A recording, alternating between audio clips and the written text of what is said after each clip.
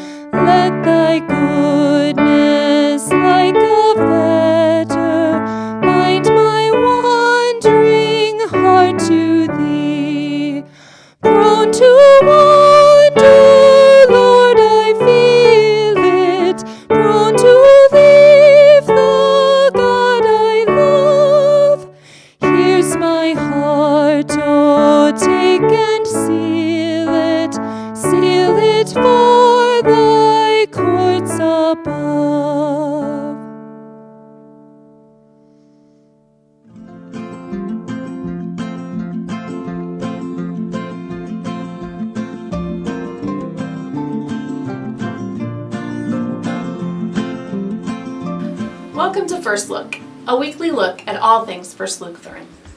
We are happy to report that our Lenten project with RIP Medical has raised about $1,750, which means that has erased $175,000 of medical debt. Our goal is $5,000 by the end of the Lenten season. You can give in our bucket out in the narthex, or you can go online to our Give Plus app. First Communion class and refresher will be on Monday, Thursday, which is April 1st this year. It is typically for second grade and on up. If you feel your child is ready, they are free to join us. Our new member class will be on April 14th at 6 o'clock. Any new members or potential new members are welcome to join. As we go on in our 10-4 vision, please keep the leadership in your prayers, as they will be contemplating a lot of changes in the future. This has been First Look. Welcome home.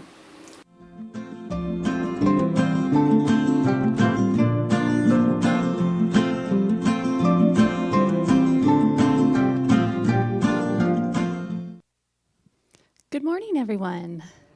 Welcome to worship. And now I have to tell on myself a little bit.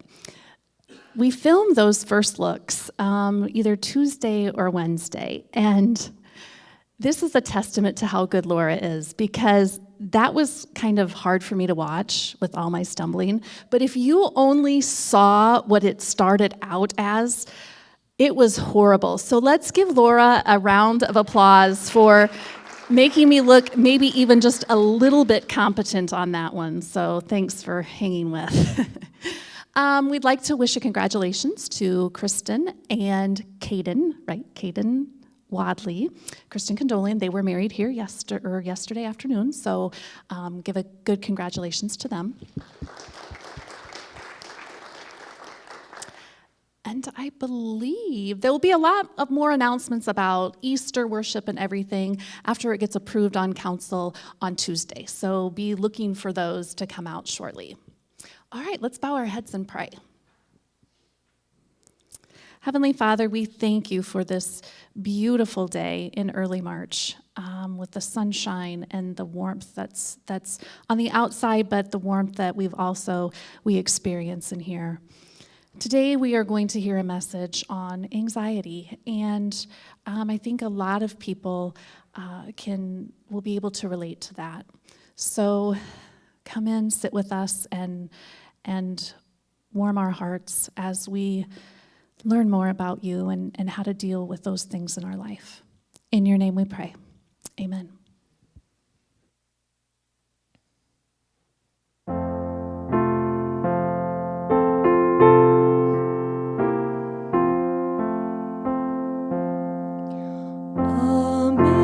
Amazing grace, how sweet the sound that saved a wretch like me.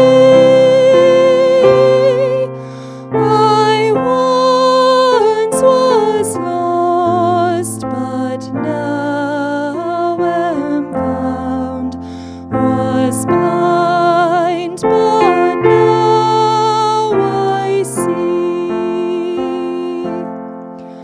'Twas grace that taught my heart to fear, and grace my fears relieved. How precious did that grace appear, the hour I first believed. Through many dangers, toils, and snares, I have already come. 'Tis grace has brought me safe thus far, and grace will lead me home.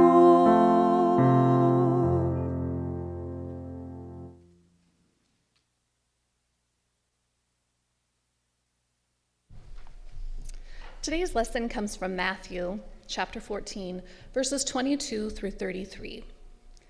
Immediately after this, Jesus insisted that his disciples get back into the boat and cross to the other side of the lake, while he sent the people home.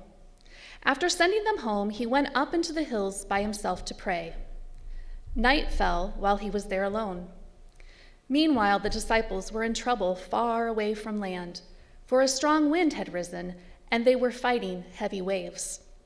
Early in the morning, Jesus came toward them, walking on the water. When the disciples saw him walking on the water, they were terrified.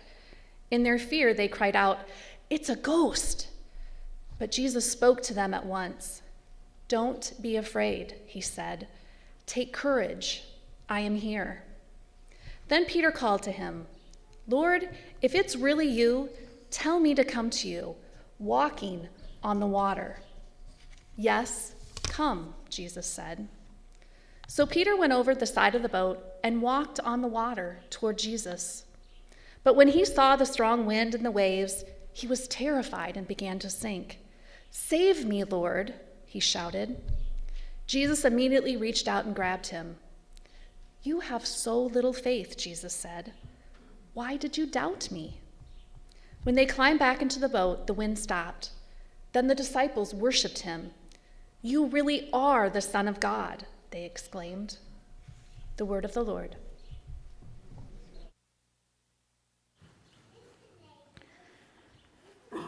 Thank you, Shelley. And Jill, where are you? Thank you so much. My goodness. Jill's kind of filling in the last minute. Let's show our appreciation. Praise God for the music this morning. Shelley, would you put up the slide on 50 stories? This is something that we're doing here. And by the way, welcome to you folks who are online. We're glad that you're here and spending time with us and worshiping with us today. This is something I'm encouraging everyone to do for the Lenten season is grab these 50 stories. They're online. You don't have to memorize them. You just go to our website. You'll see them there. And read a story a day. And even if you think you know the stories, read them again because, you see something new. Case in point, I was working on the sermon for today and the lesson that Shelley just read. And one of my favorite authors has like 2 or 3 articles up there, written at different times. And so I read the newest one first. And, he said, and actually I didn't even see the other one at first. And so he at the end of the article, he said, it's amazing what happens when you read these stories over and over again, because I saw things that I'd never seen before. And if you want proof of that, go ahead and look at my previous article from a couple of years ago. And he's absolutely right. The first article was like completely traditional in terms of what the story of the stilling of the seas is and Peter walking on the water. And this other one was in a completely different direction.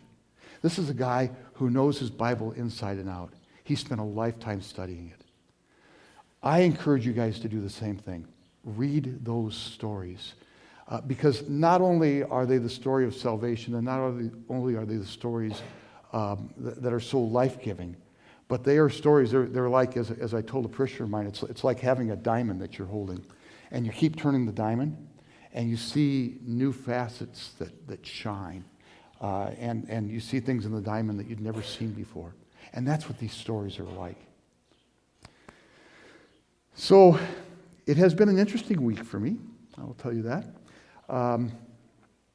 Monday was the first anniversary of my mom's death.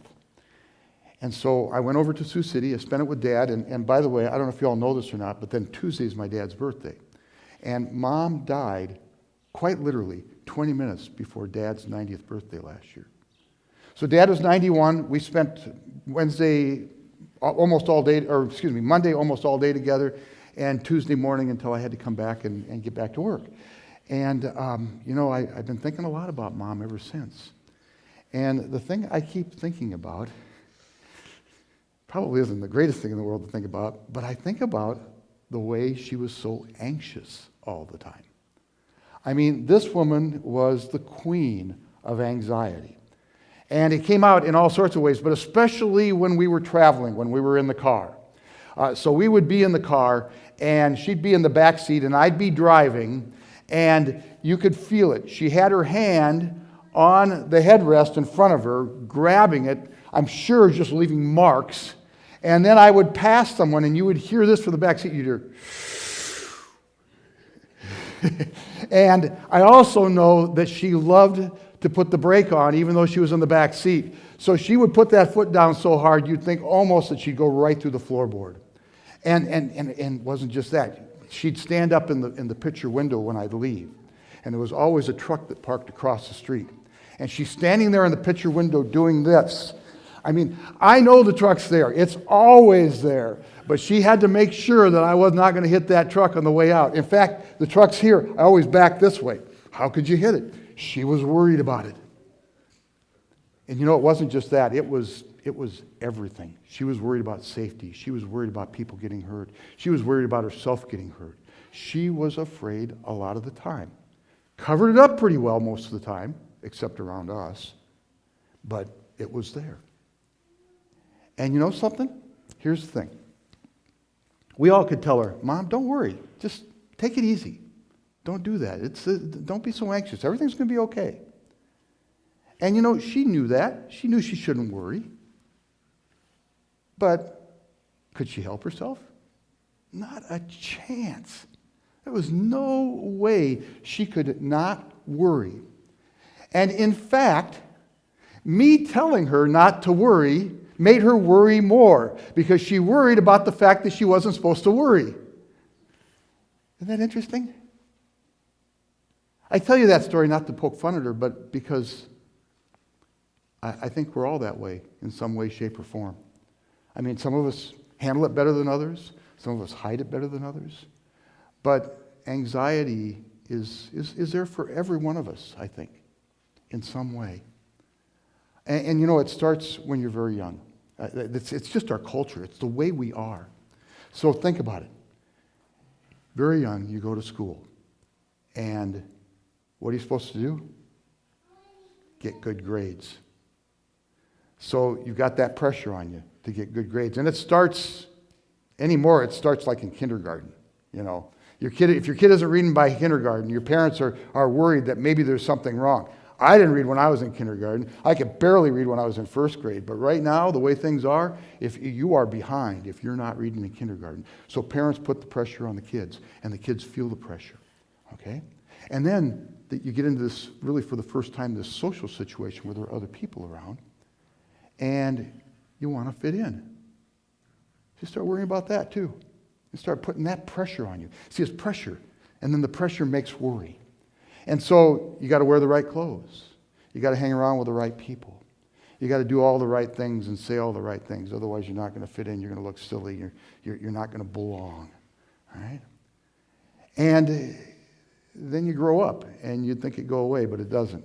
Because you get through college, more grades, right? More fitting in. You try to find a spouse, maybe. More trying to fit in, wondering if you're good enough for anybody. And then you get out in the working world, and what do you have to do? You got to land a job that's going to make you some good money. More pressure. You go buy a house. Now you got financial responsibilities. Maybe you've started a family. Now you've brought lives into the world. And yeah, you're responsible for them. More pressure. One thing after the next, after the next. Somebody, either you or somebody in your family, pulls up with a health crisis. It happens all the time, and it happens to everyone. We all have these scares, and some of them, as some of you know, are not just scares. They're the real deal. And it doesn't matter if it's the real deal or if it's a scare. If it comes to you, you know where it's going, folks, and you know what it's going to do to you. More pressure, more worry. All the while, you're still trying to fit in, trying to wear the right clothes, trying to hang with the right people so that you are acceptable. It's there literally till the day you die. Right? I mean, I'm in that age room now. Do I have enough money for retirement? I don't know. Maybe, maybe not. Have I spent too much? I worry about that. It's sort of like, I heard this comparison, it's sort of like water behind a dam. So you have the dam there, right? And the water level goes up and up and up. And the more water that's back there, the more pressure there is on the dam until it gets so full. And you know, the thing about it is, if the water pressure behind the dam is just 1 pound of pressure underneath what the dam can take, you go around and you take a look, and that dam looks perfect. 1 pound over, it's a catastrophe. And we all know it. Nobody can see it. Nobody knows it except you. You know your dam. You know where the pressure is. You can feel the water rising. And it looks good, but when it breaks, oh my. And I think we all experience this in some way, shape, or form. Like I said, some handle it better than others, but it's there for every one of us, isn't it? And, you know, 1 in 3 of us sitting here, 1, 2, 3, one of you is going to have an anxiety disorder so profound sometime in your life that it just disables you for that time. 1 in 3. And you know, like my mom, everyone can tell you, don't worry. Don't be anxious. Everything's going to be okay. You can know that you're not supposed to worry, that everything's going to be okay. but it doesn't change things. You can't help yourself because that's life and that's who we are. So let's pause for a section, and if you'd please sing for us. Sing.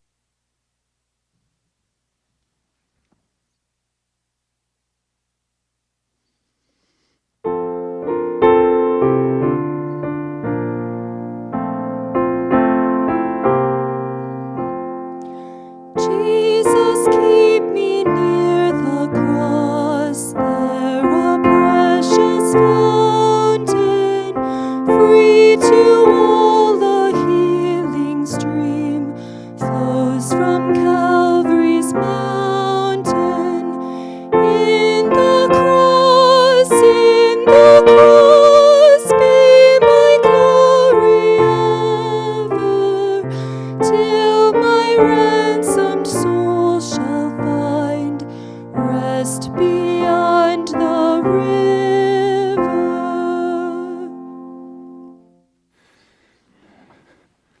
Okay, I didn't help Joe pick those songs, but isn't that perfect for what we're talking about today? My goodness, God works in such great ways. We're in this sermon series called Through the Wilderness. There's the graphic for it. It's our Lenten sermon series, and it's about taking daily life as though we are walking through the wilderness. And you know some of those stories, right? The story of Moses and God's people walking through the wilderness and learning to trust God along the way. And I really think that when we're in Lent, that's such an appropriate topic to be taking on. And so the lesson that Shelley read for you today, good place to begin when we start talking about anxiety. And you know, I want to rewind a little bit because it's in the 14th chapter. It starts in verse 22 where Shelley was reading.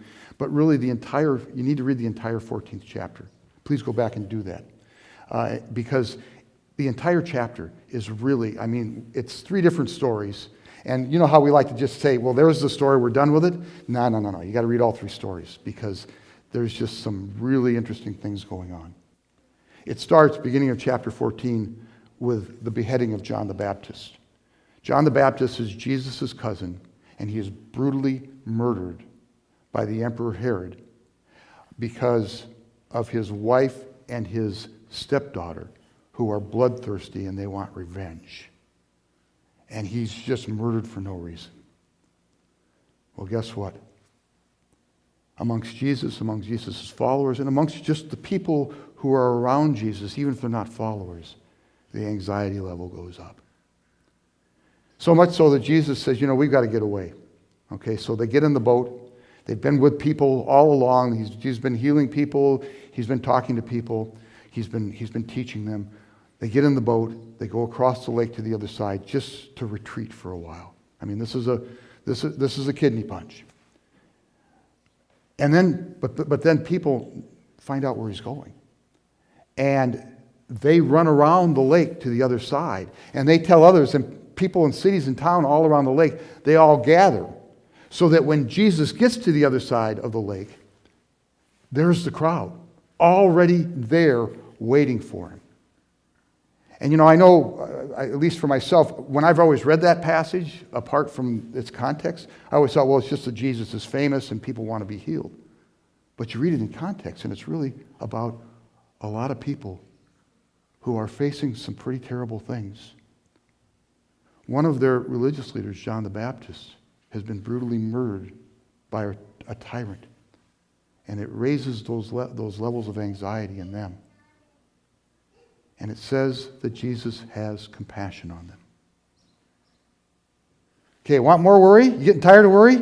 There's plenty more in chapter 14. So they're there, and Jesus has been healing them, but it's getting late in the day. I think you know this story.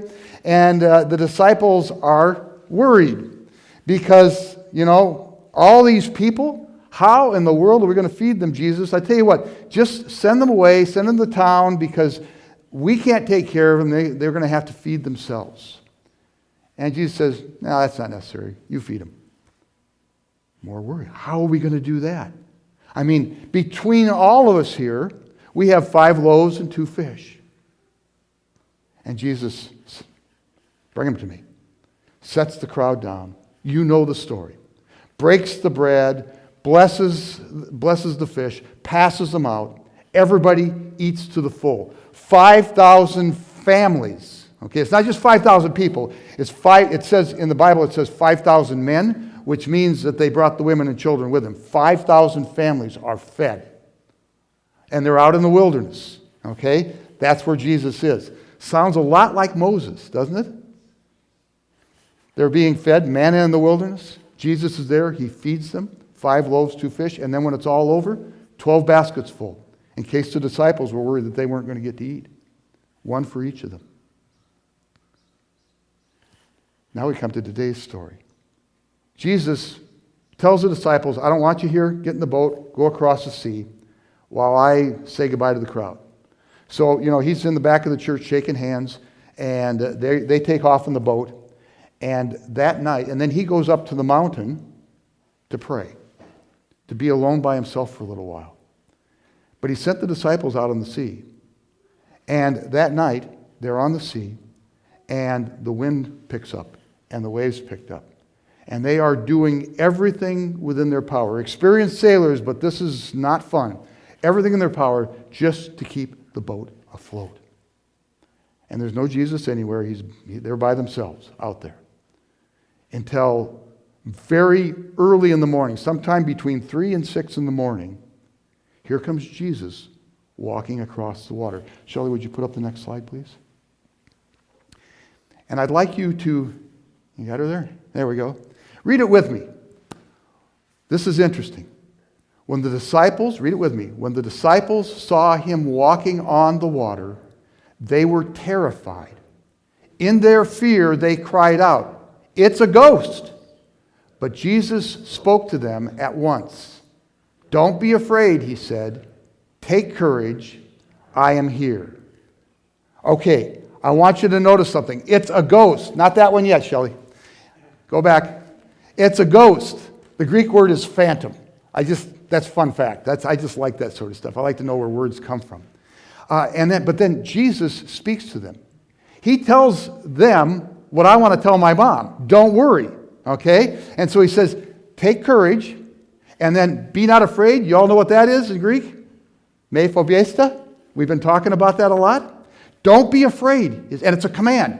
Don't be afraid. And then it says, I am here. Except the word, the phrase is not I am here. It's just I am. Anybody know where that comes from? That comes from Exodus. That's the name of God. Ego eimi in Greek. I am. I am God. Don't be afraid. I've got this covered. Take courage. You're on the sea. I sent you out there. I want you to be there. And I know you're going to face these waves, but I've got you. And so up to this point, let's just be clear about what Jesus has done. Jesus has been Dave telling Mom not to worry. And they're good words, to be sure. But nonetheless, that's what's happening. So one of the disciples that are in the boat, they get it. He gets it. His name is Peter. You all know the story. I'm just going to retell it anyway. His name is Peter, and he's pretty excited. He's jazzed that Jesus is on the water, and he recognizes him, and he hears those words, don't be afraid. He says, take courage. And he I am. Oh, this is God. Okay. And so Peter says, you know what, God? I'm going to leave the safety of the boat. If it's okay with you, if you say I can do it, I'm going to get out and walk on the water to you. And Jesus says, commands him, come. Well, you know what happens. He gets out. He sees the wind. He sees the waves. And he is just filled with fear. Next slide, Shelley. Read it with me. But when he saw the strong wind and the waves, he was terrified and began to sink. Save me, Lord, he shouted. Sozo me, save me. And that's a command. It's not a request. I'm in trouble, God. Save me, Jesus. Now, if you've read this story enough times like I have, probably at this point what you're thinking is, You know, if Peter would just have stayed focused on Jesus rather than looking at those waves, he'd have been okay. And I cannot tell you, and you've heard this, you've maybe thought this yourself, but you've not only thought it yourself, but you've heard it from preachers. I've preached that myself. I was not a good preacher the day I preached that. I'll tell you that right now. The sermon is really simple. I could do it for you in a heartbeat. It's, stay focused on Jesus. Keep your eyes on Jesus. It's going to get tough. It's going to get hard. Keep your eyes on Jesus. Don't be like Peter. Just stay focused on the one who'll keep you afloat. Keep your eyes there. Sounds like a good advice, doesn't it? Except, here's the thing. Jesus could tell Peter that. We can think that about Peter. We can preach that. We can believe it about ourselves. But in the end, we're a lot like Mom. I could tell you till the cows come home. She can know that she's supposed to not be afraid, to not be anxious. But there's the wind, there's the waves, and there is nothing she can do. And Peter can't do it either. That's the point here. Should he have kept his eyes on Jesus? Absolutely he should have. But the point is that he didn't because he couldn't. And just simply to say, keep your eyes on Jesus, Peter knows that. He knows what he should have done. He can't. He can't help himself. Because that's the nature of who we are. That's our life together. Now, at this point, this is where the sermon gets really interesting. The lesson, maybe not the sermon, but the lesson gets really interesting. I worry about that too. Is it interesting? I have lots of things to worry about. This is where the lesson gets really interesting. Because, Shelley, next slide. Read it with me. Jesus immediately reached out and grabbed him. See, this isn't on Peter. This isn't Peter thinking the right thing or having the right mindset. This is Jesus who saves Peter precisely because Peter can't do it himself. I think so often we have this idea that our Christian faith is a self-help thing and that Jesus is some kind of life coach. And he's got lots of good information for us. He's got lots of good ways he can coach us, but that's not his job. He's not a life coach, he's a savior. And he comes to you where you can't do things yourself. It is just that simple, my friends.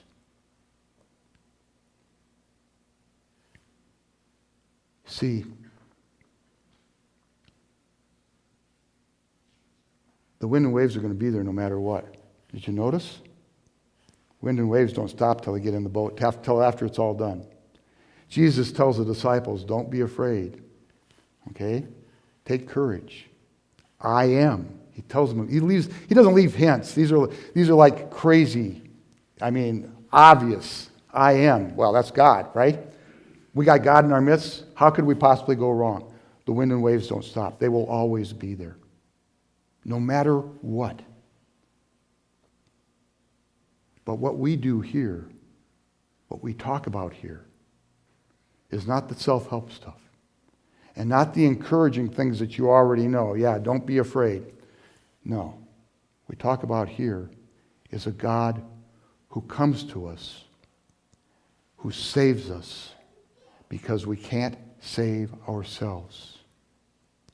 Who grabs us when we are in trouble, when we are afraid, when we are lost, and when we are alone.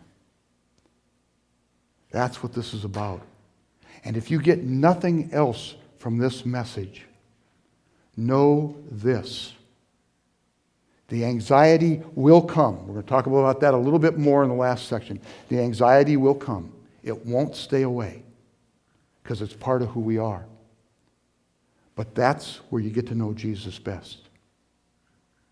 because he will not just walk with you. He will not just tell you what to do.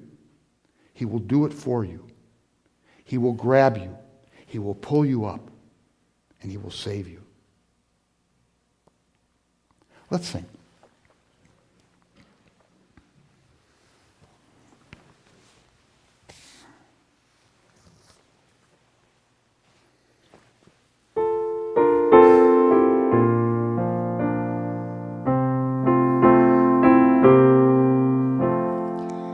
Near the cross, a trembling soul, love and mercy found me. There the bright and morning star shed his beams around me. In the cross, be my glory ever, till my ransomed soul shall find rest beyond the river.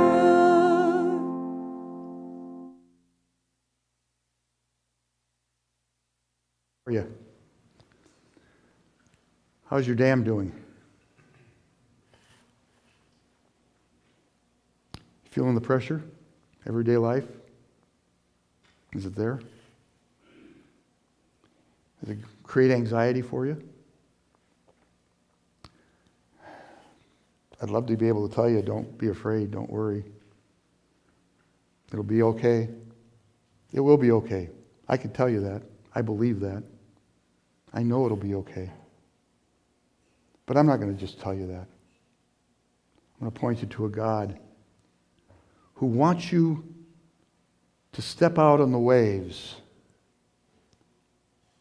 and who will let you know that as you do, he's going to pick you up. He's going to grab you. He's going to keep you safe. Because he wants you to live life to the fullest. So another story about my mom, and I think I've told this story here. I know I told it at her funeral. Story I learned just a few days after she died. When in 1956, before I was around, her sister pulled up pregnant. Her sister was 19 years old, and she was pregnant out of wedlock, which in 56 was a big deal. And her mom and dad wanted her to adopt the baby out, and she said, no way. If I know Aunt Rose, it probably came with some expletives. And so she ran away. And she didn't run away to Omaha from Sioux City. She ran away to Southern California, Anaheim. And when she got there, she let the family know where she was. And Mom, this is so uncharacteristic. Mom said, I'm going to go. I'm going to be with her when she has this baby. Now, remember, this is the queen of anxiety. And I will tell you from the letter that I read, that I received after that she sent back to her folks, she was the queen of anxiety in 56 too. I mean, it was off the charts. So here she is, she's 21 years old. She's never been past Sergeant Bluff, okay, in Sioux City, just south of Sioux City. She's not traveled any place. And she's not going to get on an airplane because it's too expensive, so she buys a Greyhound ticket to go from Sioux City to Anaheim. All right, no interstates.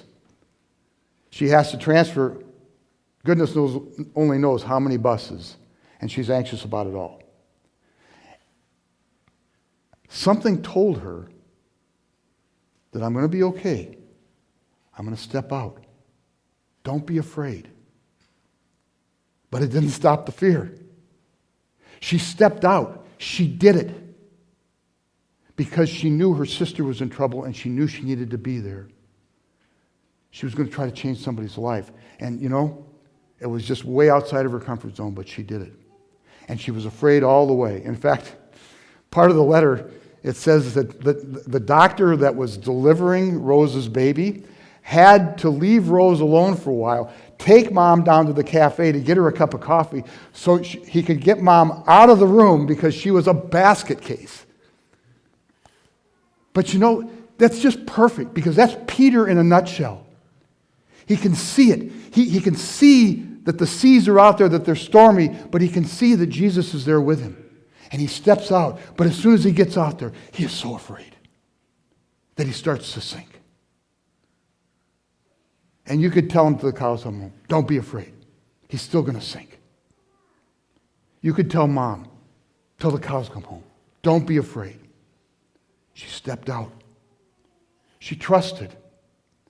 And then Jesus was there with her to pull her up every time she felt like she was going under.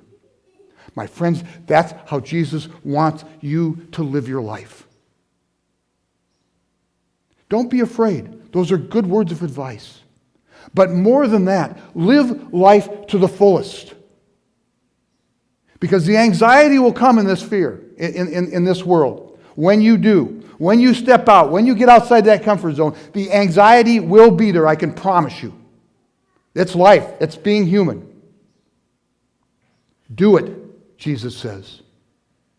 And know that I will be with you. And know that you will never sink.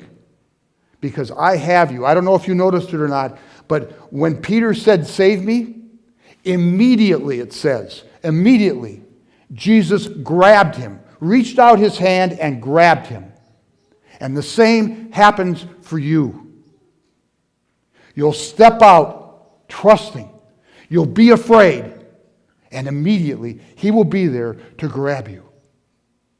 My friends, live life to the fullest. Don't be afraid to live. But when you are afraid, as you live, know that he is there. And that not only does he love you, and not only does he tell you what to do, the right thing to do, but he's there to see to it that you don't get hurt along the way. And for that we give him thanks and praise. Amen.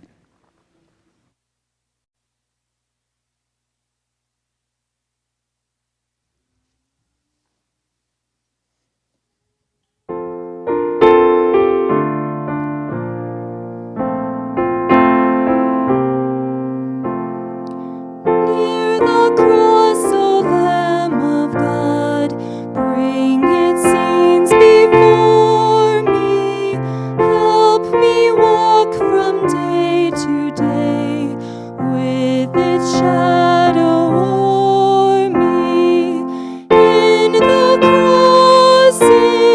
cross, be my glory ever, till my ransomed soul shall find rest beyond the river. Let's all bow our heads. Our Father, who art in heaven, hallowed be thy name. Thy kingdom come, thy will be done, on earth as it is in heaven. Give us this day our daily bread, and forgive us our trespasses, as we forgive those who trespass against us. And lead us not into temptation, but deliver us from evil. For thine is the kingdom, and the power, and the glory, forever and ever. And now as you go your way, go in the peace of Christ. Know that he is walking with you. Know that he is beside you. And know that as the wind and waves surround you, that he will grab you by the hand, that he will lift you up, and that he will keep you safe. Go in peace, my friends. Go in peace.